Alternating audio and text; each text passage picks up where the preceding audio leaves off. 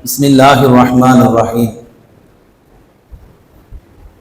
الحمد لله رب العالمين والعاقبة للمتقين والصلاة والسلام على رسوله الكريم أما بعد فقد قال الله سبحانه وتعالى في القرآن العظيم وفي الفرقان المجيد أعوذ بالله من الشيطان الرجيم بسم الله الرحمن الرحيم ومن أحسن قولا ممن دعا إلى الله وعمل صالحا وقال إني من المسلمين صدق الله العليم وقال نبينا محمد صلى الله عليه وسلم بلغوا عني ولو آية أو قال كما عليه الصلاة والسلام قالوا سبحانك لا علم لنا إلا ما علمتنا إنك أنت العليم الحكيم رب اشرح لي صدري ويسر لي أمري வஹலுல் உக்தத்தம் மின் லிசானி வயஃப்கஹு கௌலி. அளவற்ற அருளாளனும் நிகரற்ற அன்புடையனுமாகிய எல்லாம் வல்ல அல்லாஹ்வின் பெயரை கொண்டு ஆரம்பம் செய்கிறேன். எல்லா புகழும் அல்லாஹ் ஒருவனுக்கே உரித்தாகட்டும். நபிகள் நாயகம் ஸல்லல்லாஹு அலைஹி வஸல்லம் அவர்களின் மீதும் அவர்கள் குடும்பத்தார்கள் மீதும் அன்னாருடைய வாழ்க்கை வழிமுறைகளை பின்பற்றிய சத்திய சஹாபாக்கள், தாபியன்கள், தபா தாபியன்கள், நாதாக்கள், சுஹதாக்கள், வலிமார்கள், நல்லோர்கள் என நம் அனைவரும் மீதும் அல்லாஹுவின் அன்பும் அருளும் என்றென்றும் குறையில்லாமல் நின்று நிலவட்டுமாக என்று பிரார்த்தித்தவனாக என் வார்த்தைகளை துவங்குகிறேன். அல்ஹம்துலில்லாஹ். கண்ணியத்திற்கும் மிகுந்த மரியாதை குறித்தான அல்லாஹ்வின் மக்களே, மஹல்லாக்களில் சத்தியங்கள் நிலைநாட்ட வேண்டும் என்ற தலைப்பில் முழு செய்தியும் எடுத்துரைக்க வல்ல நாயகன் எனக்கு தௌஃபீக் செய்யட்டும்.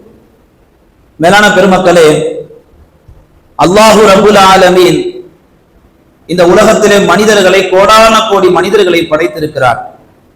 இந்த கோடான கோடி மனிதர்களில் நல்லவர்களும் இருக்கிறார்கள், கெட்டவர்களும் இருக்கிறார்கள்.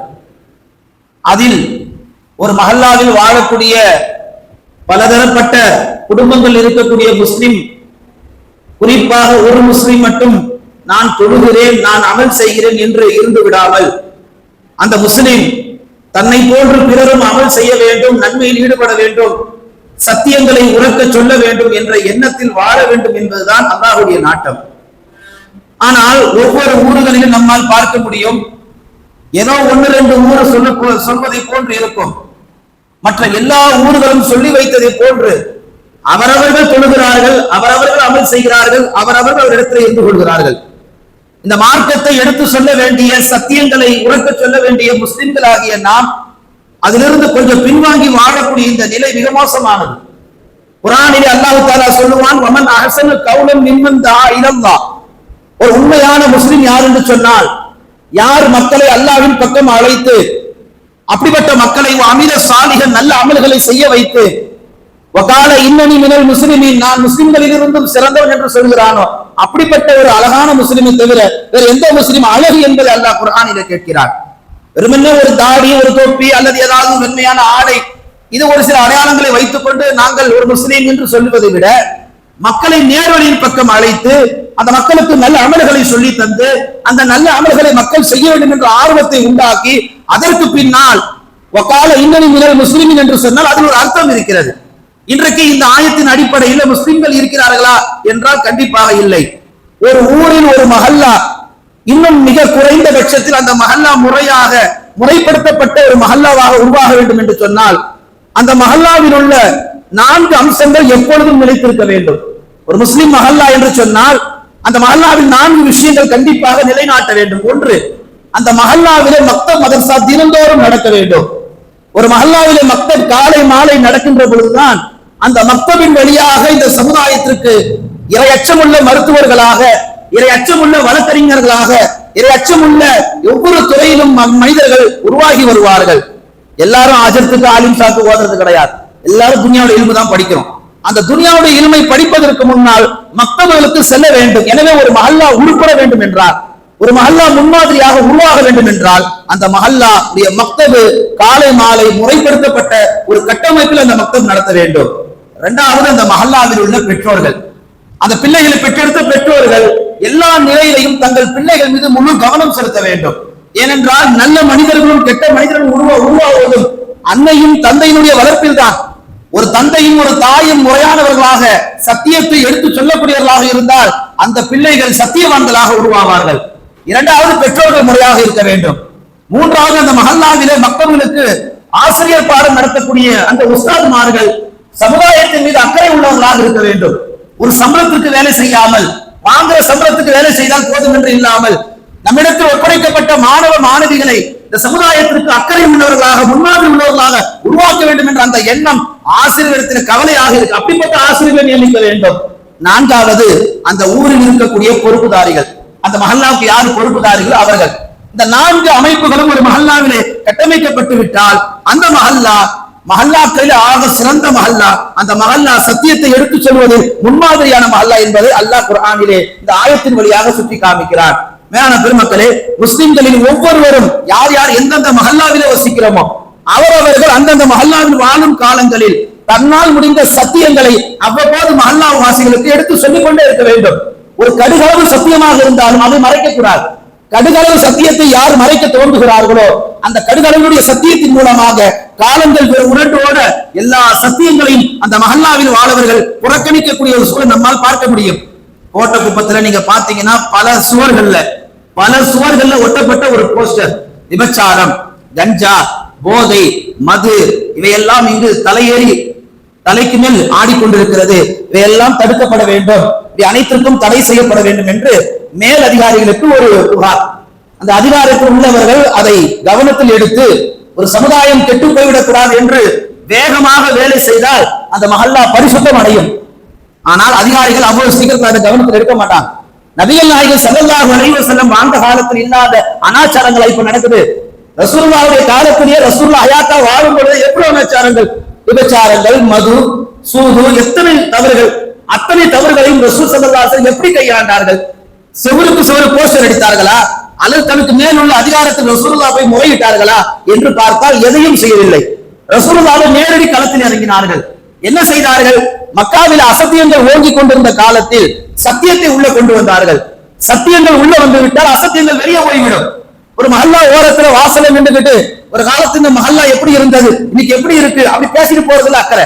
அந்த மஹல்லாவுடைய குறைகளை எப்படி சரி செய்யறது, தவறு எங்கிருந்து உருவாகுது, யார் தவறு செய்கிறார்கள், எந்த வீட்டை சேர்ந்த வாலிபன் குறிப்பாக அதிக தவறு செய்கிறான், அந்த பெற்றோர்களை அழைத்து அவர்களுக்கு நல்லுபதேசமும் மார்க்கத்தை ஷரியத்தை சொல்லித் தருவதில் உலமாக்களும் அந்த ஊர் பொறுப்புதாரிகளும் ரொம்ப கடமைப்பட்டிருக்கிறார்கள். மேலான பெருமக்களே, ரசூல் ஸல்லல்லாஹு அலைஹி வஸல்லம் அவர்கள் தங்களுடைய கால வாழ்க்கையில் இது போன்ற தவறுகள் நடந்தால் அந்த தவறுகளை ரசூலுல்லாஹ் என்ன செய்வார்கள்? முன்னிறங்கி அந்த தவறுகளை எல்லாவற்றையும் ஒழித்து கட்டுவார்கள். அப்படி எத்தனையோ தவறுகளை பெருமானார் ஸல்லல்லாஹு அலைஹி வஸல்லம் அவர்கள் ஒழித்து கட்டியிருக்கிறார்கள். நபிகள் நாயகம் ஸல்லல்லாஹு அலைஹி வஸல்லம் காலத்துல இது போன்ற நிறைய தவறுகள் நடக்கும். ஆனால் ரசூல் ஸல்லல்லாஹு அலைஹி வஸல்லம் அவர்கள் அதை ஷரியத்தின் வழியின் பிரகாரம் அதை முறையாக களை எடுத்தார்கள்.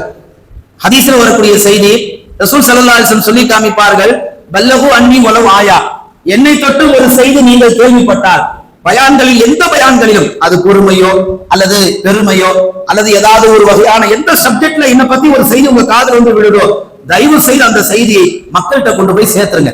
ஏன்னா வராத மக்களுக்கு நீங்க கொண்டு போய் சேர்க்கின்ற பொழுது அந்த மக்கள் கேட்டவர்களை விட நீங்கள் போய் சொல்லுகின்ற பொழுது உங்கள் சொல்லுக்கு கண்டிப்பாக ஹிதாயத்து கிடைக்கும்.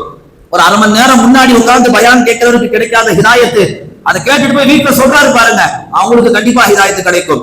மேலான பெருமக்களே, ஸல்லல்லாஹு அலைஹி வஸல்லம் அவர்கள் மஹல்லாவிலே வாழக்கூடிய அந்த முஸ்லிம்களுக்கு சொல்லித்தரக்கூடிய அழகிய முன்மாதிரி தவறுகளை நாம் வெளிப்படுத்தி பகிரங்கமாக என் மஹல்லா கெட்டு போயிடுச்சு, என் மஹல்லா நாசமா போயிடுச்சு, என் மஹல்லால இப்படிப்பட்ட அநியாயங்கள் நடக்குது என்று தன் மஹல்லாவை அசிங்கப்படுத்திக் கொள்வதை விட அந்த அசிங்கங்களை எப்படி சுத்தம் செய்வது என்பதை மறைமுகமாக ஒரு அமைதி தன்மையில் நாம் அதை கையில் எடுத்தால் அல்லாஹ் அதை இலகுவாக்கி தருவார். ஒரு காலத்துல இந்த ஊருக்கு நல்ல பேர் இருந்தது. மாற்றார்கள் பிற சமயத்தை சேர்ந்தவர்கள் ஊருக்குள்ள வருவதா இருந்தாலும் கண்ணியத்தோடு வந்தார்கள். பழையப்பட்டினம் பாதையில் நடந்து வரக்கூடிய எந்த மாற்றார்களா இருந்தாலும் கண்ணியத்தோடு நடந்து வருவார். ஏன்? ஊர் கட்டுப்பாடு, ஊர் மரியாதை இருந்தது. காலங்கள் விரண்டு ஓட ஓட ஓட ஓட இன்றைக்கு நிறைய நவீனங்கள் வர வர வர கலாச்சாரங்கள் இஸ்லாத்திற்குள்ள நிறைய புகுந்ததற்கு பின்னால் ஒரு ஷரியத் என்பது ஒரு பள்ளிவாசலுக்குள் மட்டும்தான் கடைபிடிக்கப்படுகிறது. பாதைகளிலும் தெருக்களிலும் மஹல்லாக்களிலும் வீடு வாசல்களிலும் அதை முறையாக கடைபிடிப்பது கிடையாது. ஒருவன் திருடி விட்டால் ஒரு பெரிய ஜமாத்துல இருந்து செய்வாங்க, அவரை கட்டி வச்சு அதற்குண்டான தண்டனையை கொடுப்பாங்க. அந்த தண்டனையே திருடாத அளவுக்கு பயத்தை தந்தது. இன்னைக்கு திருட்டு போகாத வீடு கிடையாது, விபச்சாரத்துல கள்ள தொடர்பு இல்லாத ஊர் கிடையாது. இப்படி எல்லா தவறுகளும் வாழும் நிதர்சன காலத்தில் நம்மோடவே அக்கம் பக்க வீடு, அண்டை வீட்டாடு, ஏத்த வீடு, பக்கத்து தெரு, இரண்டாவது தெரு, மூணாவது தெரு, இதையெல்லாம் நாம் நமக்குள்ளே சொல்லிக் கொண்டு போஸ்டர்கள் அடித்துக் கொண்டு அதை திருத்த முடியுமா என்று கேட்டால் கண்டிப்பாக முடியாது. இன்னும் சொல்ல போனா நாமளே அண்ணாந்து பார்த்து துப்பிக்கிற மாதிரி தான். நம்ம மஹல்லால நடக்கிற தவறுகளை நாம் அதை வெளிப்படையில கொண்டு போகும் பொழுது ஒரு ஒழுக்கமுள்ள சமுதாயமா இருக்க வேண்டிய நீங்களே உங்க சமுதாயத்தில் எப்படி நடக்குது என்று சொல்ல வருகிறீர்கள் என்று நம்மளையே ஏளனமாக பேசுவார்கள். ஏனென்று சொன்னால் ஸல்லல்லாஹு அலைஹி வஸல்லம் சொன்னார்கள், ஒரு முஸ்லிமான மஹல்லாவில் ஒரு முஸ்லிமுக்கு நேர்வழி காட்டுகிறார், நல்வழிப்படுத்துகிறார், நன்மை செய்வதற்கு வழியை உண்டாக்கி தருகிறார். அந்த நேர்வழி நல்வழியின் மூலம் ஒரு முஸ்லிம் நன்மை செய்ய தோன்றிவிட்டால் எந்த முஸ்லிம் அழைப்பை ஏற்று வந்தாரோ அந்த முஸ்லிம் செய்த அமல்கள் அனைத்தும் அழைப்பு கொடுத்தவருக்கும் அதே நன்மை போகும் என்றார்கள் நபிகள் நாயகம் ஸல்லல்லாஹு அலைஹி வஸல்லம் அவர்கள். இதுல நன்மை செய்கிற நன்மைக்கு எந்த குறையும் வராதுதான். தொழிலுக்கு வராத ஒருவரை நீங்க தொழிலுக்கு அழைச்சிட்டு வந்துட்டீங்கன்னா அவர் தொழுதா என்ன நன்மையோ அந்த நன்மை அழைச்சவருக்கும் கிடைக்கும். தொழுதுடைய நன்மையில எந்த ஒரு நன்மையும் எடுக்கப்படாதுன்னாங்க நபிகள் நாயகம். இன்னைக்கு தொழுகை அழைக்கக்கூடிய விஷயம் மஹல்லாக்களில் குறைஞ்சிருச்சு. வீடுகள்ல போய் தொழுகைக்கு வாங்கன்னு கூப்பிடக்கூடிய அந்த ஒரு நற்சூழல் இன்றைக்கு குறைந்து கொண்டே வருகிறது. வீடுகளில போய் சத்தியங்களை எடுத்து சொல்ல வேண்டிய ஒரு காலம் இன்றைக்கு மங்கிக் கொண்டே வருகிறது. இதே ஊர்ல எத்தனையோ உலமாக்களுடைய பெயரை சொன்னா தெருக்கள் எல்லாம் நடுக்கின்ற அளவுக்கு இந்த ஊரை கட்டுப்பாட்டில் வைக்கப்பட்டிருந்தது. இன்றைக்கு காலங்கள் ஓடுவதற்கு பின்னால் நிதர்சனமான நிகழ்காலத்தில் வாழக்கூடிய உலமாக்கள் பெயர் சொன்னாலே அவங்க அப்படிதான் கத்தின்னு கிடப்பாங்க. அவங்க பேச்சு நான் கேட்க வேணாம், நம்ம வேலையை நம்ம பார்ப்போம்னு சொல்லி மஹல்லாக்களிலே சில தவறுகள் பகிரங்கமாக நடத்தப்படுகின்றன. முஸ்லிம் கிதாபிலே பதிவான ஒரு செய்தி, யார் மக்களை நேர்வழிப்படுத்துவதற்காக சத்திய வழியில் அழைத்து செல்வதற்காக சத்தியங்களை நிலைநாட்டுவதற்காக அந்த சத்தியத்தை எடுத்து சொல்கிறார்களோ அப்படி சொல்லக்கூடிய அந்த மனிதனுடைய நன்மை அல்லாஹு தஆலா ஒரு காலமும் குறைத்து விட மாட்டான். யோசித்து பாருங்க, மஹல்லால எத்தனையோ பேர் தொழுகைக்கு வர்றோம், தொழுகைக்கு வர்ற நாம எல்லாருமே கவலைப்படுறோமா? கொஞ்சம் யோசிப்பார் மனசாட்சியோட. ஸல்லல்லாஹு அலைஹி வஸல்லம் சொன்னாங்க, எந்த உம்மத்திட்ட எந்த முஸ்லிம் சமுதாயத்திட்ட மனசாட்சி செத்து போய் விட்டதோ அந்த மனசாட்சி செத்து போன சமுதாயத்திற்கு அல்லாஹ்ட்ட பயத்தை எதிர்பார்க்க முடியாது. அல்லாஹ்வுடைய ரசூலுடைய சுன்னத்தை அவங்க பின்பற்றுவாங்க நினைச்சு பார்க்க முடியாது. மனசாட்சி இறந்து போனால் அங்க எந்த அமல் செய்தும் பிரயோஜனம் கிடையாது. அதனாலதான் சொல்லுவாங்க, உன் மனசாட்சிக்கு பயந்து நடனுவாங்க. நாம யோசிக்க கடமை பெற்றிருக்கிறோம். சஃப்புகள்ல நாம நின்று தொழுகிறோம், சஃப்புகள்ல நாம அமல் செய்யறோம், பள்ளிவாசலுக்கு வந்து நன்மைகள் நாம சுருட்டி கொள்றோம். இதே மாதிரி அவள் என்னோட வாழக்கூடிய சக மனிதர்கள் சக முஸ்லிம்கள் தொழிலுக்கு வருவது கிடையாது, நன்மைகளை அடைந்து கொள்வது கிடையாது. சக முஸ்லிம்களாக இருக்கக்கூடிய நாம் அப்படி தொழிலுக்கு வராதவர்கள் நினைத்து நாம் கவலைப்பட்டதுண்டா என்றைக்காவது அதுக்கு ஒரு அமைப்பை ஒதுக்கி வச்சுக்கிறோம். அது உலமாக்கள் செக்ஷன் அவங்க பார்த்துப்பாங்க, அது தப்லீக் ஜமாத்துடைய செக்ஷன் அவங்க பார்த்துப்பாங்க, அது தரிகாவுடைய செக்ஷன் அவங்க பார்த்துப்பாங்க. இது டிபார்ட்மெண்ட் கிடையாது, இது அரசாங்கத்தை தான் ஒவ்வொரு டிபார்ட்மெண்ட் இருக்கு. முஸ்லீம் சமுதாயத்துல ஒரே டிபார்ட்மெண்ட் தான், லா இலாஹ இல்லல்லாஹ் முஹம்மது ரசூலுல்லாஹ். இந்த டிபார்ட்மெண்ட்குள்ள எல்லாருமே வந்துருவாங்க. முஸ்லிம்கள்ல ஆலிம்கள், சாஹிபுகள், ஜமாத் சாத்திகள், தரிகாவாதிகள் எல்லாருமே வந்துருவாங்க. அந்தந்த வேலையை அவங்க விரும்பி செய்யறாங்க. உலமாக்கள் கல்வியை கட்டுறதுனால காலம் முழுக்க கல்வியை எடுத்து சொல்றாங்க. தப்லீக்ல உள்ளவங்க அல்லாஹ்வுடைய பாதையில போக பழகிட்டதுனால அந்த வாழ்க்கையை காலம் முழுக்க வாழ ஆசைப்படுறாங்க, மற்றவங்க வாழ வைக்கணும்னு நினைக்கிறாங்க. இவர்களை எல்லாம் தவிர்த்து விட்டு மற்றவர்களாகிய சில முஸ்லிம்கள் மட்டும் தான் தொழுதால் போதும், தான் அமல் செய்தால் போதும், மற்றவர்கள் எப்படி போனா எனக்கு என்ன, தொழுதுட்டு ஒரு பாட்டுக்கு போவார், அங்க 4 பேர் உட்கார்ந்து செய்வாங்க, ஒரு ஹராம் பண்ணிட்டு இருப்பாங்க. அதை நேரில் போய் தடுக்க முடியாட்டாலும் மனதளவிலாவது கவலைப்பட்டு மறுநாள் தொழுகையில் அல்லாட்ட அந்த நபருடைய பெயரை சொல்லி அல்ல அந்த தவறுல வெளியே கொண்டு வந்துருந்தா அல்லாஹ் ஹிதாயத்தை கொடுக்க மாட்டானா? இன்னைக்கு அப்படி நம்ம செஞ்சிருந்தாலே போதுமே. இது மாதிரி போஸ்டர் தேவை ஏற்பட்டுட்டாரு. இன்னைக்கு நாம் நம்முடைய அவமானங்களை நாமே வெளிப்படுத்திக் கொண்டிருக்கிறோம். இன்னைக்கு நம்ம பாக்குற போஸ்டர் இது ஒண்ணு கிடையாது. இந்த ஊர்ல பேர் சொல்லப்படாத இன்னும் ஒரு சில தெருக்களில் நிறைய கெஸ்ட் ஹவுஸ் வந்துருச்சு. அதை விடுறது யாரு? நம்ம ஆளு.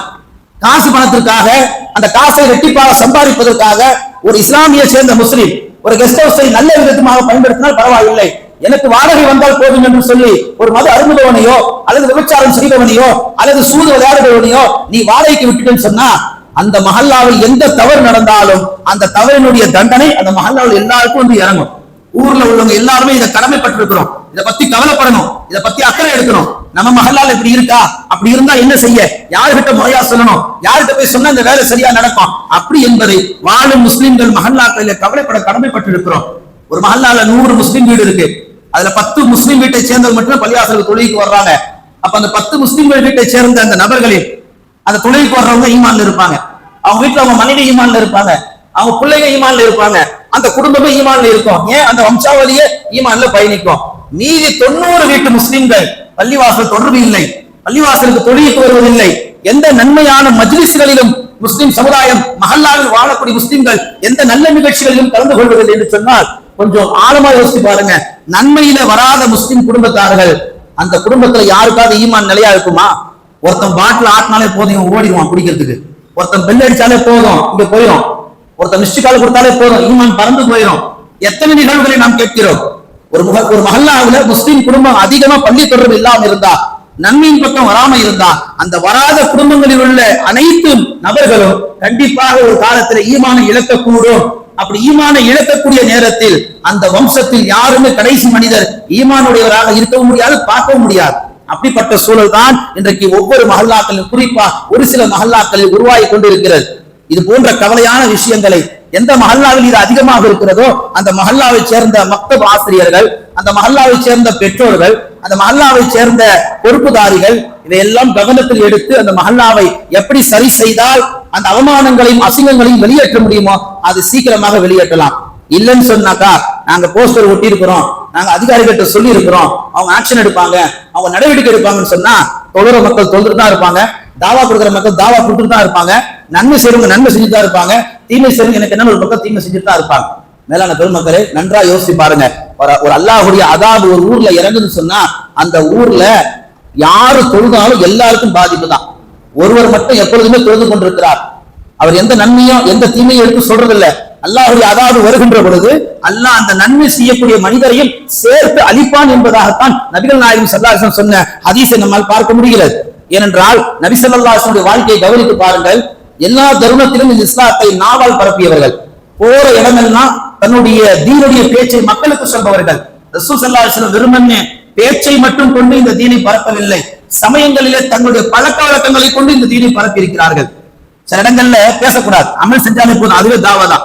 ஒரு டீ கடைக்கு போறோம், அங்க டீ சாப்பிடுறோம், முடிஞ்ச அளவுக்கு உட்கார சூழ்நிலை இருக்கான்னு பாக்குறோம். சூழ்நிலை இல்லாவிட்டா உட்கார சூழ்நிலை உருவாக்கிக்கணும். மற்றவர்கள் அதை பார்க்கின்ற போது அந்த சுண்ணத்தை கடைபிடிப்பார்கள். நமக்கு பழக்கப்பட்டவர்கள் ஒரு மாற்றார் இடது கையில தண்ணி குடிக்கிறார் அல்லது நின்று தண்ணி குடிக்கிறார், அவருக்கு பக்குவமா சொல்ற முறை இருந்தா அந்த முறை எடுத்து சொல்லணும். இப்படி சத்தியங்களை எடுத்து சொல்வதில் முஸ்லிம்கள் எங்கேயுமே தயக்கம் காட்டக்கூடாது. இது நமக்கு சொந்தமானது, இந்த சுண்ணத்தான அமலை நாம மட்டும்தான் செய்யணும் சொல்லி நாம அந்த அமலை செய்யக்கூடாது. தான் பெற்ற சத்தியத்தை, தான் அடைந்த அந்த நன்மையை முஸ்லிம் சமுதாயத்திற்கும் சொல்ல வேண்டும், மாற்றார்களுக்கும் சொல்ல வேண்டும். ரசூல் ஸல்லல்லாஹு அலைஹி வஸல்லம் அப்படித்தான் சொன்னார்கள். சமயங்களில் ரசூலுல்லாஹ் கடிதம் எழுதுவாங்க பிற நாட்டினுடைய மன்னர்களுக்கு, பிற தேசத்துடைய தலைவர்களுக்கு. அப்படி கடிதம் எழுதும்போது ரசூல் ஸல்லல்லாஹு அலைஹி வஸல்லம் எழுத தெரியாது, படிக்க தெரியாது. இது அல்லாஹ்வுடைய ஏற்பாடு. ஆனா ரசூல் அதை குறையா எடுத்துக்கல. ஆனா இன்னைக்கு நாம அல்லாஹ் நம்மள ஒரு குறையா படைச்சிட்டாங்கன்னா அல்லாஹ்வுக்கு தன்மை இல்லைன்னு சொல்றோம், அல்லது நம்மள யாராவது ஒருத்தவங்க அல்லாஹ்வுடைய அழைப்பை ஏற்றுட்டாங்கன்னா அல்லாஹ்வுக்கு இரக்கம் இல்லைன்னு சொல்றோம். ரசூலுல்லாஹ் சர்வதேச தலைவர், எழுத தெரியாது, படிக்க தெரியாது. ஒரு நாள் கூட ரசூலுல்லாஹ் கவலைப்பட்டதில்லை, எனக்கு எழுத தெரியலையே, எனக்கு படிக்க தெரியலையே. இன்னைக்கு நாம நம்மளை தாழ்த்திக்கிறோம், எனக்கு படிக்க வரல, எனக்கு எழுத வரல. என்றைக்குமே தன்னை தாழ்த்தக்கூடாது. நான் ஒரு கண்ணியமான படிப்பெண் எல்லா நிலையிலும் நினைக்கணும்.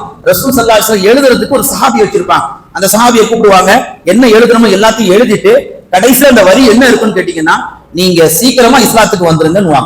அப்படி நீங்க இஸ்லாத்துக்கு வந்துட்டீங்கன்னு சொன்னா நீங்க சாந்தி அடைவீங்கன்னு தான் ரசூலுல்லாஹ் கடைசியா சொல்லக்கூடிய வார்த்தை. ரசூல் ஸல்லல்லாஹு அலைஹி வஸல்லம் அவர்கள் சமயங்கள்ல கடிதங்கள் வழியாக பிற தேசத்தினுடைய மக்களுக்கும், பிற தேசத்தினுடைய தலைவர்களுக்கும், பிற தேசத்தினுடைய அரச மக்களுக்கும் ரசூலுல்லாஹ் கடிதத்தின் வழியாகவும் சத்தியத்தை எடுத்து சொல்லக்கூடியவர்களாக இருந்தார்கள். எனவே மஹல்லாவில் வாழக்கூடிய முஸ்லிம்கள் சத்தியங்களை எடுத்து சொல்லக்கூடிய தருணம் ஏற்பட்டால் சபையை பார்க்க கூடாது, சபையில் இருக்கிற நபர்களை பார்க்க கூடாது, யாருமே பார்க்க. யார் என்ன நினைப்பார்கள்? நாம் சொல்ல வேண்டியதை சொல்ல தவறிட்டா அடுத்த 7 தலைமுறை அந்த தவறு அதை தொடர்ந்து செய்யும்.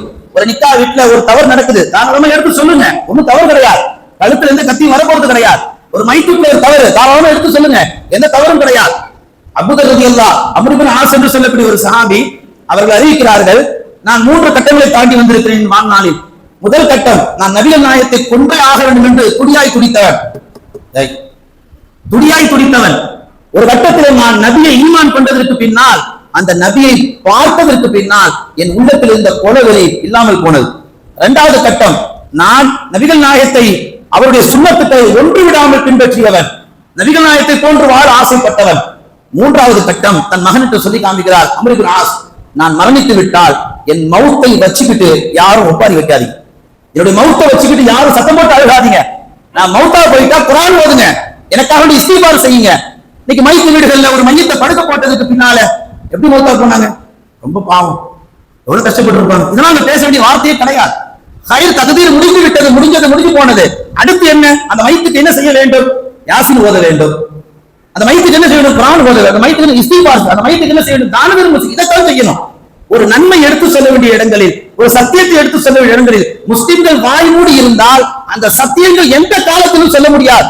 உங்கள் பரம்பரையில தொடர்ந்து அந்த தவறுகள் தொடர்ந்து கொண்டே வரும். அம்ர் இப்னு ஆஸ் சொல்லுகிறார்கள், நான் மௌத்தா போயிட்டா குறிப்பா என் மையத்தை வச்சுக்கிட்டு யாரும் அழுகாதீங்க, யாரும் ஒப்பாரி வைக்காதீங்கன்னு சொல்லி பெருமானாருடைய சஹாபி சத்தியத்தை எடுத்து சொல்வதிலும் கூட துணிச்சலாக வாழ்ந்தவர்கள். அப்படிப்பட்ட துணிச்சல் மஹல்லாக்களில் நம் எல்லோருக்கும் வந்தாக வேண்டும். நபிகள் நாயகம் ஸல்லல்லாஹு அலைஹி வஸல்லம் சொல்லி காமிக்கிறார்கள், எந்த மஹல்லாக்களிலே சத்தியங்கள் நிலைநாட்டப்படவில்லையோ அந்த மஹல்லாக்கள் எந்த காலத்திலும் உருப்படாது. வீடுகள் வேணா நல்லா பெருசு பெருசா கட்டி வச்சுக்கலாம், தெருக்கள் நல்லா ரோடு போட்டு வச்சுக்கலாம், தெருக்கள் நல்லா அலங்கரிச்சு வச்சுக்கலாம். ஒரு 30 வருஷத்துக்கு முன்னாடி இருந்த தெரு இன்னைக்கு வந்து பாருங்க எவ்வளவு டெவலப்மெண்ட் ஆயிருக்கு, நல்லா வாய்க்கிலேயே பேசிக்கலாம், இதெல்லாம் ஓகே. அந்த மஹல்லாவுல நன்மை என்பது என்றைக்குமே நடக்காது. அந்த நன்மை நடந்தாதான் அது முஸ்லிம் மஹல்லா. இன்னைக்கு பாருங்க முஸ்லிம் மஹல்லான்னு சொல்றதுக்கு கூச்சமா இருக்கு. தீபாவளி வந்துட்டா எல்லா வீடுகளிலும் பட்டாசு வெடிக்கப்படுது. தீபாவளி வந்துட்டா மாற்றாரை போன்று பண்டிகை கொண்டாடப்படுகிறது.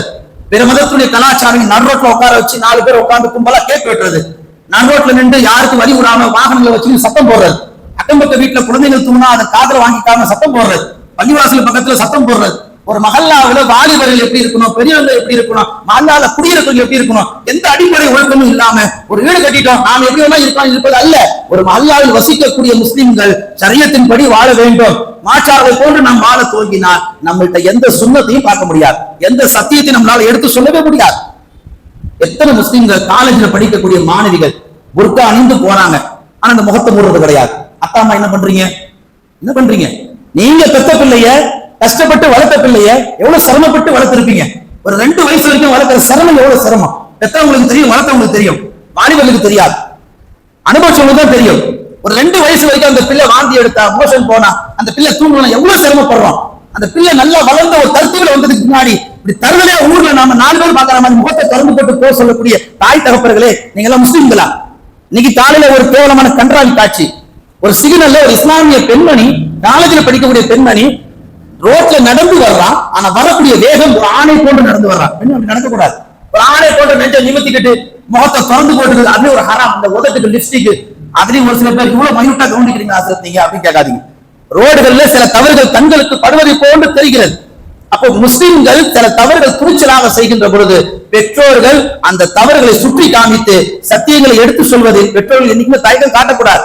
இன்னைக்கு பெற்றோர்கள் தயக்கம் காட்டுறதுனால தான் தவறுகள் நாளுக்கு நாள் மஹல்லாக்கள் ஊடுருவிடுச்சு, கெஸ்ட் ஹவுஸ்கள் அதிகமாயிடுச்சு. அதுல பாத்தீங்கன்னு சொன்னாக்கா நிறைய தவறுகள் உருவாயிருச்சு. அதுக்கப்புறம் அந்த மஹல்லால இது நடக்குது அது நடக்குதுன்னா அது எப்படி சாத்தியப்படுத்த முடியும்? சொல்லுவாங்கல்ல, இனிப்பு இல்லாம எறும்பு வராது. எறும்பு வர்ற காரணம் இனிப்பு தான். ஒரு மஹல்லாக்குள்ள அனாச்சாரங்களும் ஹராம்களும் உள்ள அரங்கிறதுனா அதுக்கு நம்ம ஆளுங்க சப்போர்ட் இல்லாம இருக்குமா? அது வாடகை கூடுறவங்க, அந்த தீமைக்கு துணையா போய் நிக்கிறவங்க, அதுல ஆடல் பாடல் ஊத்துறதுல குடிக்கிறதுல எல்லாத்துலயும் இஸ்லாமியர்கள் வாலிபர்கள் கூட துணைக்கிருந்தா வெளியில இருந்து 4 பேர் வரதானே செய்வாங்க. மேலான பெருமக்களே, ஸல்லல்லாஹு அலைஹி வஸல்லம் சொல்லி காமிக்கிறார்கள், இப்னு அப்பாஸ் ரலியல்லாஹு தஆலா அவர்கள் 7 வயசு இருக்கும் பொழுது ரசூலுல்லாஹ்வுடைய சபையில உட்கார்ந்து இருக்கிறாங்க. ரசூல் ஸல்லல்லாஹு அலைஹி வஸல்லம் பால் அருந்திட்டு பாக்குறாங்க, பக்கத்துல வலது பக்கம் இப்னு அப்பாஸ், இடது பக்கம் அபூபக்கர். ரசூலுல்லாஹ் யோசிக்கிறாங்க, அபூபக்கர் கொடுக்க வேண்டிய பாலை இப்னு அப்பாஸ்க்கு எப்படி கொடுக்கிறது? இருந்தாலும் ரசூலுல்லாஹ்வுடைய கௌரவத்தை விட்டுட்டு இறங்கி வர்றாங்க. ஒரு 7 வயசு சிறுவன்ட்ட இறங்கி வர்றாங்க. நம்ம இறங்கி வருவோமா? கௌரவம் பார்க்கிறோம், சில நேரங்களில் கௌரவம் பார்க்கிறோம். ரசூலுல்லாஹ் இறங்கி வந்து கேட்கிறாங்க, இப்னு அப்பாஸே வளமைன்னு ஒண்ணு இருக்கு, அதை அபூபக்கருக்கு தான் நான் கொடுப்பேன், இந்த முறை நீங்க வந்து உட்கார்ந்துட்டீங்க, நீங்க அனுமதி கொடுத்தா நான் என்ன செய்வேன், இந்த பால் அபூபக்கருக்கு கொடுப்பேன். நான் ஒரு ரசூல் ஸல்லல்லாஹு அலைஹி வஸல்லம் தலைவராக இருக்கும் நேரத்திலும் கூட அனுமதி கேட்கிறாங்க. ஒரு சத்தியத்தை நிலைநாட்டுவதிலும் கூட ரசூலுல்லாஹ்வுடைய அந்த அழகிய பண்பை கவனிங்க. இப்னு அப்பாஸ் என்ன சொன்னாங்க, அந்த 7 வயசு இருக்கிற சிறுவர் அப்படியெல்லாம் அனுமதி தர முடியாது யா ரசூலல்லாஹ், இந்த வாய்ப்பு கிடைக்கிறது பெரிய அபூர்வம், எனக்கு இந்த அபூர்வத்தை அல்லாஹ் தந்திருக்கிறான், நான் அதை இழக்க மாட்டேன்னு சொல்லி அந்த வாய்ப்பை ரசூலுல்லாஹி ஸல்லல்லாஹு அலைஹி வஸல்லம் வாய்ப்பை இப்னு அப்பாஸ் யாருக்குமே விட்டு தரல. ஒரு 7 வயசு சிறுவருக்கு அந்த இஸ்லாத்தின் மீது உண்டான பற்று, தனக்கு கிடைக்கிற அந்த வாய்ப்பை விட்டுக்கூடாதுன்ற பட்டு, அதே நேரத்துல ரசூல் ஸல்லல்லாஹு அலைஹி வஸல்லம் மார்க்கத்தை பேணி நடப்பதில், அந்த சத்தியத்தை எடுத்து சொல்வதில் ரசூலுல்லாஹ்வுடைய அந்த அழகிய ஒழுங்கும் அந்த ஒழுக்கமும் ரசூலுல்லாஹ்வுடைய வாழ்க்கையில ஓரங்கள்ல மறைஞ்சிருக்கு. அதே ஸல்லல்லாஹு அலைஹி வஸல்லம் அவர்கள் ரபியா என்று சொல்லக்கூடிய ஒரு சஹாபி, அவர் 5 வயசு இருக்கும். ரசூலுல்லாஹ்வுடைய தஹஜ்ஜுடைய தொழுகை நேரங்களில் ஹித்மத் ஹாதிம் பணிவிடை செய்யக்கூடியவர். பணிவிடெல்லாம் செஞ்சு முடிச்சதுக்கு முன்னாடி ரசூலுல்லாஹ் கேட்டாங்க ரபியாட்ட, உனக்கு ஏதாவது வேணுமா கேளு. ரபியா அவர்கள் சொன்னார்கள், 5 வயது சிறுவர் சொல்கிறார், இன்னைக்கு 5 வயசு பையனா இருந்தா பஞ்சு மிட்டாய் சாங் வேணும்னுவான். இன்னைக்கு அதான் ட்ரெண்டிங் ஆயிட்டு இருக்கு வாட்ஸ்அப்கள்ல போன்கள்ல. 5 வயசு பிள்ளைங்க களிமா ஓதுற நம்முடைய பிள்ளைங்க பஞ்சு மிட்டாய் சாங் பாடிட்டு இருக்குது. எல்லாம் பாதுகாக்கணும். 5 வயசு ரபியா சொல்கிறார்கள், ரசூலுல்லாஹ் நான் உங்களோடு நாளை மறுமையிலே சுவனத்தில் இருக்க வேண்டும். யோசிச்சு பாருங்க, ஒரு 7 வயசு இப்னு அப்பாஸ், ஒரு 5 வயசு ரபியா, இவருடைய அந்த பதிலை கவனிச்சு பாருங்க. ஒருவர் விட்டு தர மாட்டேன்றார், எனக்கு கிடைச்ச வாய்ப்பை விட்டு தர மாட்டேன். இன்னொருவர் சொல்றார், நான் உங்களோடு சுவனத்தில் இருக்க வேண்டும். அதே அண்ணி ஆயிஷா ரலியல்லாஹு அவர்கள் ஒரு 4 வயது இருக்கும் பொழுது ஒரு பொம்மையை வச்சு விளையாண்டுட்டு இருக்கிறார். ஸல்லல்லாஹு அலைஹி வஸல்லம் கேட்டாங்க, ஆயிஷா நீ வச்சு விளையாடுற அந்த பொம்மைக்கு ரெக்கை இருக்குது, அந்த குதிரைக்கு குதிரைக்கு ரெக்கை இருக்காது. இப்ப அந்த ஆயிஷா அம்மா பதில் சொன்னாங்க, 4 வயசு ஆயிஷா அம்மா பதில் சொல்றாங்க, ஏன் இருக்காது உங்களுக்கு தெரியாதா? சுலைமான் அலைஹிஸ்ஸலாம் காலத்துல அவங்க பயன்படுத்திய குதிரைக்கு ரெக்கை இல்லையா? அப்ப அல்லாஹ் தஆலா அந்த சிறு வயது வாலிபர்கள், ஒரு 7 வயது 5 வயது 4 வயது கொண்ட அந்த சிறுவருடைய உள்ளங்களில் அந்த ஹலால் ஹராம், அந்த ஷரியத், அந்த சத்தியங்கள் விட்டு தரக்கூடாத அந்த மனப்பான்மை, அந்த உறுதி, அந்த ஈமான் இதெல்லாம் எங்கிருந்து வந்தது? நல்ல மக்தபுகள் இருந்தும், நல்ல ஆசிரியர்கள் இருந்தும், நல்ல பெற்றோர்களில் இருந்தும், நல்ல ஊர் பொறுப்புதாரி தலைவர் இருந்து வந்ததுனாலதான் அந்த சிறு வயதிலும் கூட நாம யார்கிட்ட பேசுறோம்னு பெருசா தெரியல. இப்னு அப்பாஸுக்கு தெரியல, ரசூலுல்லாஹ் கேட்கறாங்களே ரபியாவுக்கு தெரியல.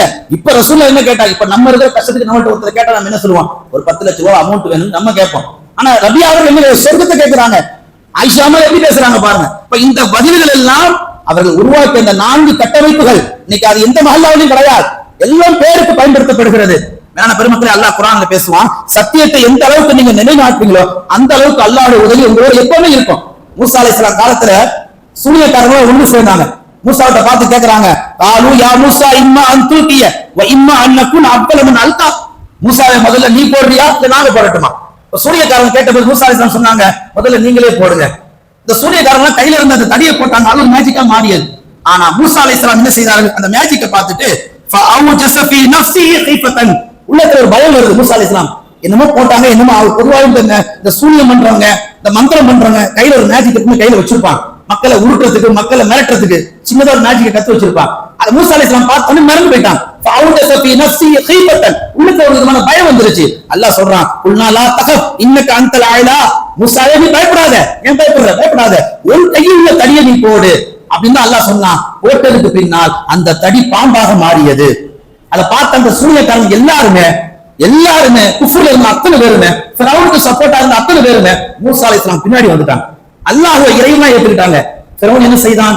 மூசா அலைஹிஸ்ஸலாம் பிறப்பதற்கு முன்னால் ஆண் குழந்தைகள் எப்படி கொன்று குவித்தானோ, எப்படி இந்த சூனியக்காரர்கள் மூசாவுக்கு பின்னால் போனாங்களோ, இன்னைக்கு தேதிக்கு இந்த ஊர்ல யார் யாரெல்லாம் குடும்பத்துல ஆண்கள் இருக்கிறாங்களோ எல்லாரையும் கொன்று குவிக்க வேண்டும் என்று உத்தரவு பிறப்பித்தான்.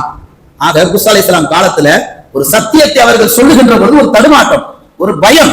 அந்த தடுமாற்றம், அந்த பயத்திலும் கூட அல்லாஹ் சொல்றான், நீ பயப்படாத, உன்னோடு நான் இருக்கேன். ஆனா சமயத்தையும் சந்தர்ப்பத்தையும் சூழ்நிலை கவனிச்சுட்டு நீ சத்தியத்தை எடுத்து சொல்லு. சமயத்தையும் சந்தர்ப்பத்தையும் சூழ்நிலையை கவனிக்காம பயான்ல அஜத்து சொன்னாங்க சொல்லி நீ சொன்னீங்கன்னா உன்னுடைய கண்ணம் பழுத்தும். இடங்கள் பார்க்கப்பட வேண்டும், நேரங்கள் பார்க்கப்பட வேண்டும், சூழ்நிலைகள் பார்க்கப்பட வேண்டும். இதையெல்லாம் அல்லாஹ் குர்ஆன்ல சொல்லக்கூடிய அடுக்கடுக்கான உதாரணங்கள். நபி ஸல்லல்லாஹு அலைஹி வஸல்லம் காலத்துல அபூ தாலிப் அவருடைய சிறிய தந்தை மரண தருவாயில் இருக்கிறாங்க. ரசூலுல்லாஹ் சொல்றாங்க, கலிமா சொல்லுங்க. அபூ தாலிப் அதை மைண்ட்ல எடுத்துக்கல, நீ எப்படியாவது இதை விட்டு வெளியே வந்துடுன்றாங்க. ரசூலுல்லாஹ் அப்பயும் எனக்கு போற நேரத்துல சரி போயிட்டு போகுது ஒரு பேச்சுக்கு நான் ஈமான விடுறேன், அப்படி இல்ல, நீங்க சூரியன் சந்திரனை கொண்டாந்து கொடுத்தாலும் நான் என் கொள்கையை விட மாட்டேன். அந்த மரண தருவாயிலும் கூட ரசூல் ஸல்லல்லாஹு அலைஹி வஸல்லம் உற்றார் உறவு சொந்த பந்தம் எதையும் பார்க்காம சத்தியம்னா சத்தியம்தான், அந்த சத்தியத்தை உரட்ட சொல்வதில் நான் அல்லாஹ்வை தவிர வேறு யாருக்கும் விட்டுக் கொடுக்க மாட்டேன் என்று சொல்லி வாழ்ந்தவர்கள் நபிகள் நாயகம். இப்ப மஹல்லாக்கள்ல சத்தியங்கள் நிலைநாட்டப்பட வேண்டும் என்று சொன்னால் குறிப்பாக பெற்றோர்கள், ஆசிரியர்கள், அந்த ஊர் பொறுப்புதாரிகள் அல்லாஹ்வுக்கு பயந்தவர்களாக வருங்கால சமுதாயத்தினரை சிறந்த தலைவர்களாக உருவாக்க நீங்கள் கடமைப்பட்டிருக்கிறீர்கள். மார்க்கத்துல பிள்ளைகளை 3 விதமா வளர்க்கணும்ன்றாங்க. 1 இருந்து 7 வயசு வரைக்கும் பெற்றோர்கள் உங்கள் பிள்ளைகள்கிட்ட அன்பாயிருங்க, முகப்பத்தாயிருங்க. ஸல்லல்லாஹு அலைஹி வஸல்லம் வாழ்ந்த காலத்துல மஸ்ஜித் நபவியில மக்தப் மதரசா நடத்திட்டு இருக்காங்க. சில சஹாபிகள் வந்து ஓதுவாங்க. அதுல ஒரு சஹாபி உமைர் ரலியல்லாஹு தஆலா அவர்கள் ஒரு நாள் வரல மதரசாவுக்கு. ஸல்லல்லாஹு அலைஹி வஸல்லம் எங்க அந்த சஹாபியை விசாரிச்சாங்க. சொன்னாங்க அவர் துக்கத்துல இருக்கிறார். என்ன விசாரிக்கிறாங்க? அவர் அன்பா வளர்த்த ஒரு கிளி செத்து போச்சு யாரும் சொல்லலாம், அதனால அவங்க துக்கத்துல இருக்கிறாங்க. ரசூல் ஸல்லல்லாஹு அலைஹி வஸல்லம் ஒரு ஆசிரியர் அவருடைய பணியெல்லாம் செஞ்சு முடிச்சுட்டு அந்த சஹாபி வீட்டுக்கு போறாங்க. அவர் வயசு 5 வயசு, அந்த சஹாபிக்கு வெறும் 5 வயசு. இப்ப ஆசிரியர்கள் ஒரு மாணவன் மதரசாக்கு வராவிட்டால் அவன் வீட்டுக்கு தேடி போங்க. நீங்க இப்ப தேடி போனீங்கன்னா அவன் வாழ்நாள் முழுக்க பள்ளிவாசலை தேடி வருவான். நீ அந்த ஆசிரியர்கள் அந்த மாணவர்களை தேடி போகாவிட்டா அவன் பருவ வயது அடைந்ததற்கு பின்னால் ஹராமில போய்விடுவான். மாணவர்களை 7 வயசு வரைக்கும் அவர்களுக்கு முகப்பத்தை தருவது பெற்றோர்கள், ஆசிரியர்கள், ஊர் பொதுமக்கள், பொறுப்புதாரிகள் எல்லோர் மீது கடமை என்றாங்க பெருமானார். கேட்டாங்க, என்ன கவலை? கிரி செத்து போச்சு, கவலைப்படாது, அல்லாஹ் உன் ஆறுதலை, உன்னுடைய கவலை லேசாக்குவான்னு சொல்லி ஆறுதல் சொன்னாங்க. அதே போல ரசூல் ஸல்லல்லாஹு அலைஹி வஸல்லம் அடுத்து சொல்லி காமிக்கிறார்கள், 7 வயதிலிருந்து 14 வயது வரைக்கும் 2வது கட்டம் அந்த பிள்ளைகள்கிட்ட ஹலால் ஹராம் சொல்லி வளர்க்கணும். இன்னைக்கு எந்த வீடுகளில் சொல்லி தரப்படுது? மார்சாக்களை தவிர ஒரு குடும்பத்துல ஹலால் ஹராம் சொல்லி தர தவறுனால்தான் செவரா போஷ அடிச்சு ஓட்டுறோம். இந்த மண்ணால கஞ்சா நடக்குது, போதை நடக்குது, மது பிரியர்கள் அதிகமாயிட்டாங்க. கேவலமா இல்ல? சொல்லித்தர வேண்டிய பக்குவ வயசுல சொல்லித்தர தவறின் காரணத்தினால்தான் இன்றைக்கு நாம் நம்மளுடைய அசிங்கத்தை வெளியே சொல்லிக் கொண்டிருக்கிறோம். நாம ஒழுங்கா வாழ்ந்தாலே போதும், எந்த போஸ்டரும் அடிக்க தேவையில்லை. 7 to 14 வயது வரைக்கும் ஹலால் ஹராம் சொல்லி தர வேண்டும். ரசூலுல்லாஹ் வந்தாங்க ஒரு நாள், அன்னை ஃபாத்திமா எங்க பிள்ளைங்க கேட்டாங்க, 2 பேரும் சாப்பாடு பட்டினி வெளியே போயிட்டாங்க.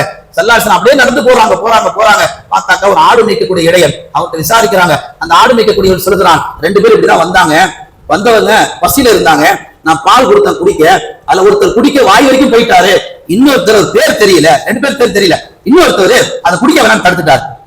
அப்படி குடிக்க போற அவரும் கேட்கிறாரு, எப்பா இந்த ஆடு உன்னுடைய ஆடா? இல்ல எஜமா ஆடு. எஜமா ஆடுனா உனக்கு சொந்தம் இல்லையே, இந்த பாலை நீயே குடிக்க கூடாது, அப்படி நான் குடிக்கிறது என்று சொல்லி வாய் வரைக்கும் போன அந்த பாலை அப்படியே திரும்ப கொடுத்துட்டார். இந்த செய்தி ரசூலுல்லாஹ் கேட்டதுக்கு பின்னாடி நிகழ்ந்து போய் தன்னுடைய மகள் ஃபாத்திமாட்ட வந்து சொல்றாங்க, உன் பிள்ளைகளை நீ சரியா வளர்த்திருக்கிற அப்படின்னா, அற்புதமா வளர்த்திருக்கிற, ஒரு 7 வயசுல இருந்து 10 வயசு 12 வயசு போலதான் இருக்கும். அந்த ஹலால் ஹராம் அந்த ஷரியத்து ஒழுக்கங்களை நம் பிள்ளைகளுக்கு நாம் கற்று தந்து விட்டால் எந்த ஹராமும் எந்த மஹல்லாக்குள்ள வராதுங்க. இமாம் புகாரி அவர்களுக்கு கண் தெரியாது, ஆனா 17-18 வயசுல அவங்க தன்னுடைய பருவ காலத்துல ஒரு கிதாபை எழுதி முடிக்கிறாங்க. கண் தெரியாத அந்த பிள்ளைக்கு அந்த அம்மா அல்லாஹ்ட்ட துஆ செஞ்சாங்க, என் பிள்ளைக்கு கண் பார்வை கொடு.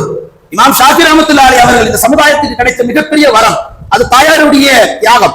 நாம் எல்லாம் அவ்வப்போது கேட்கக்கூடிய அப்துல் ரஹ்மான் இப்னு சுதைஸுடைய கிராத் எல்லோருக்கும் பிடித்த குரல். அப்படிப்பட்ட அந்த குரல் சொந்தமாகுவதற்கு என்ன காரணம் தெரியுமா?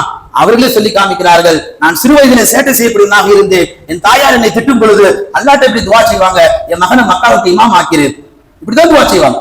ஒரு தாயினுடைய தியாகம், ஒரு தாயினுடைய முயற்சி, ஒரு தாய் சத்தியத்தை தன் பிள்ளைகளுக்கு எடுத்து சொல்வதில் உறுதியாக நின்றால் அவர்களுடைய பிள்ளைகள் இந்த சமுதாயத்திற்கு சிறந்த தலைவர்களாக வருவார்கள். ஒரு சில நிகழ்வுகளை நான் முடிவுக்கு வருகிறேன். பெருமானார் ஸல்லல்லாஹு அலைஹி வஸல்லம் அவருடைய மனைவி அன்னை கதீஜா ரலியல்லாஹு தஆலா அவர்கள் மரண தருவாயில் இருக்கிறார்கள். இருக்கும் பட்சத்தில் அன்னை ஃபாத்திமாட்ட சொல்லி அனுப்புறாங்க, போய் ரசூலுல்லாஹ்வை அழைச்சிட்டு வாங்க. ரசூலுல்லாஹ் அழைச்சிட்டு வரப்பட்டது. தன்னுடைய மடியில மனைவி அன்னை கதீஜாவை படுக்க வச்சுட்டு கேட்கிறாங்க, ரசூல் ஸல்லல்லாஹு அலைஹி வஸல்லம் நீ இந்த மார்க்கத்திற்காக நிறைய கொடுத்துட்ட, ஆனா எதுவுமே என்கிட்ட நீ கேட்கல, ஒரு மனைவியா இப்ப கேள், நீ சக்கராத்துல இருக்கிற, நீ என்ன கேட்டாலும் நான் தர்றேன். கதீஜா சொன்னார்கள், எனக்கு 3 விதமான விருப்பங்கள் இருக்கு.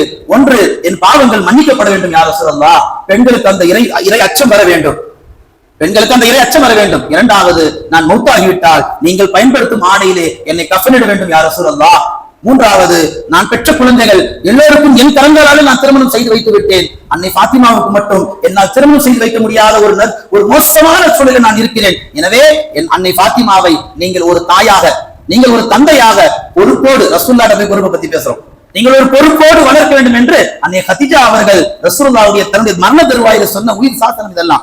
ரசூல் ஸல்லல்லாஹு அலைஹி வஸல்லம் சொன்னார்கள், நீ சொன்ன அத்தனை நான் நிறைவேற்றி தரேன். நான் இந்த உலகத்துல அத்தா வளர்த்த பிள்ளைன்னா அது ரசூலுல்லாஹ்வுடைய மகள் அன்னை ஃபாத்திமா தான்.